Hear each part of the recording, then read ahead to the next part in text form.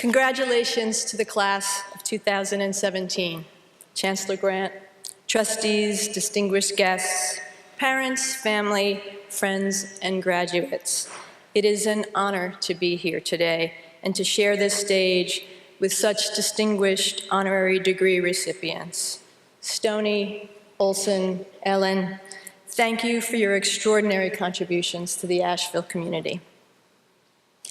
As I look out at your faces, I feel such a strong connection to you through this school.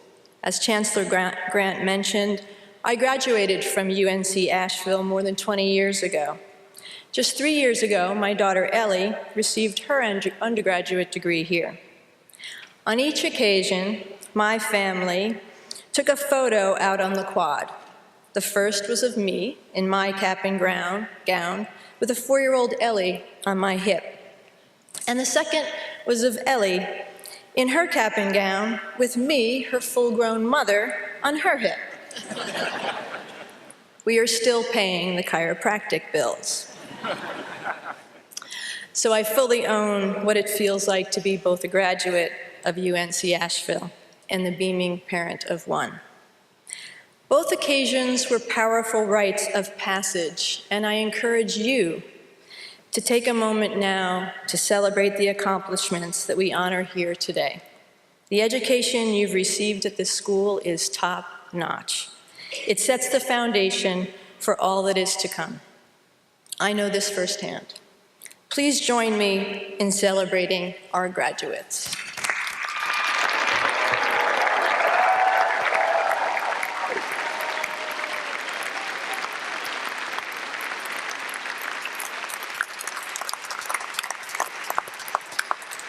When you walk across the stage today and into the next chapter of your life, you will each take your own unique path.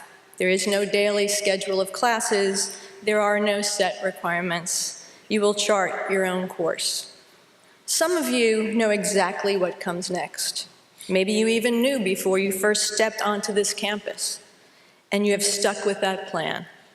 All I can say to you is wow. Wow, too, to all of you who didn't know and discovered your path as it unfolded semester by semester. You searched for yourself as much as your path, and you sit here today awaiting the next adventure. I am one of you. I didn't know. As a matter of fact, I may have broken the all-time record for the longest time taken to complete an undergraduate degree. It took me 18 years. As we walked in, I noticed there was a sign up here saying, "Marissa, it's about time," or something. And Marissa, wherever you are, you have nothing on me.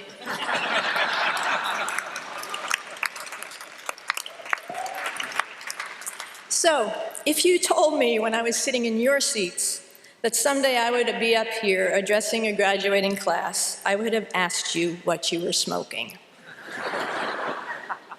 What happened in those 18 years? Life. I started out all right. I had an athletic scholarship to a Division I school, and I won academic and athletic honors. I was an environmental education major. One semester, I arranged an independent study to live in a community in Nevada focused on stewardship for the earth. It turns out the land had been financed in part by donations from the psychedelic band, the Grateful Dead.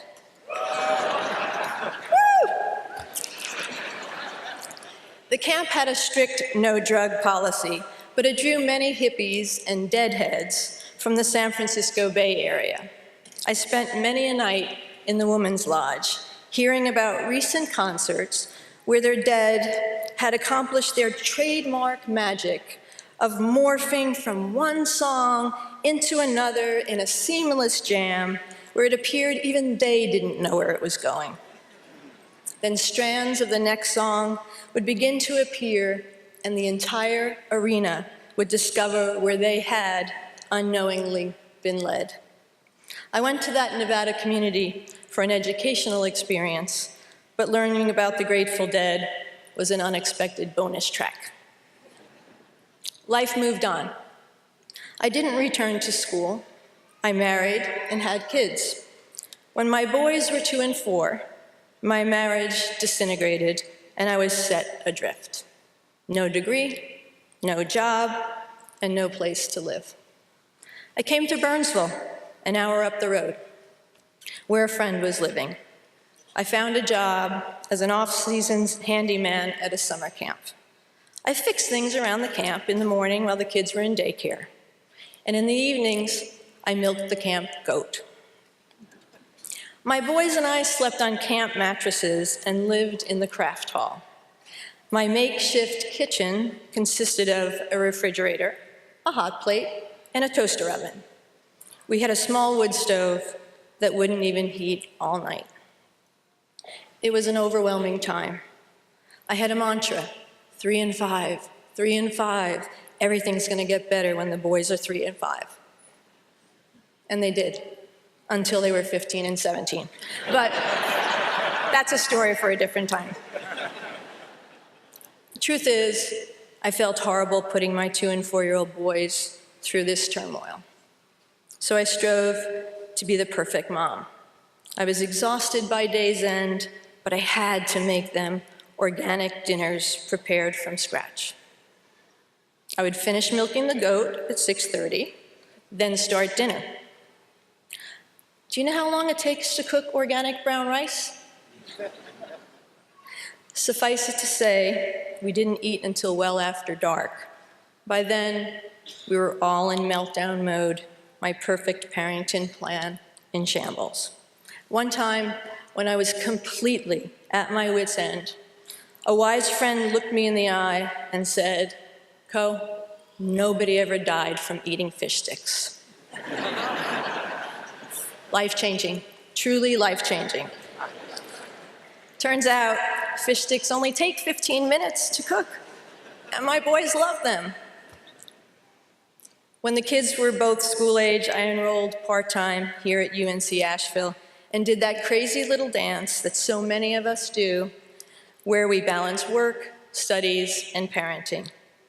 Eventually, through a few more of life's twists and turns that would take too long to describe, but involved a short stint living on welfare, getting married again, moving to Egypt, where I continued my education in environmental studies, and playing basketball in college while pregnant with my daughter. I graduated back here at age 35. I share these stories with you because at some point, life will happen. My guess is it already is. Maybe yours won't involve as many twists and turns as mine, but life won't always be easy. This university has done a great job of giving you a broad library of knowledge.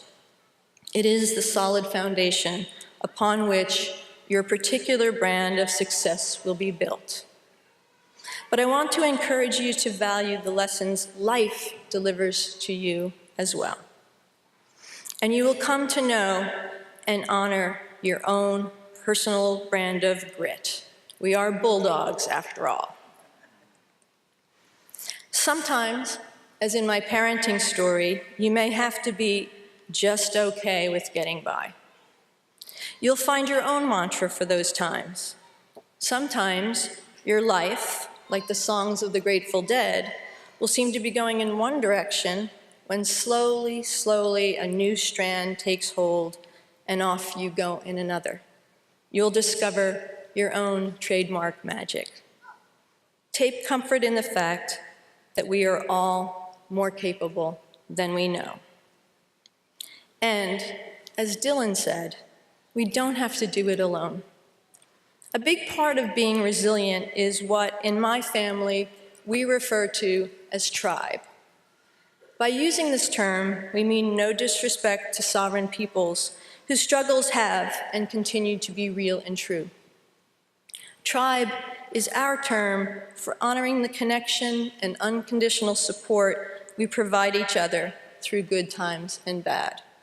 Community, congregation, brothers, band, whatever name rings true for you, recognize the deep importance that kindred souls offer you. They are your insurance policy against catastrophe, your tether when you feel adrift. When one of you is sick, surely one of you will be well. When one is down, surely one will be up. And importantly, your tribe will provide a place you can always come home to and be there to remind you you are worthy, capable, and human. These are also the folks you want to be around when the zombie apocalypse hits.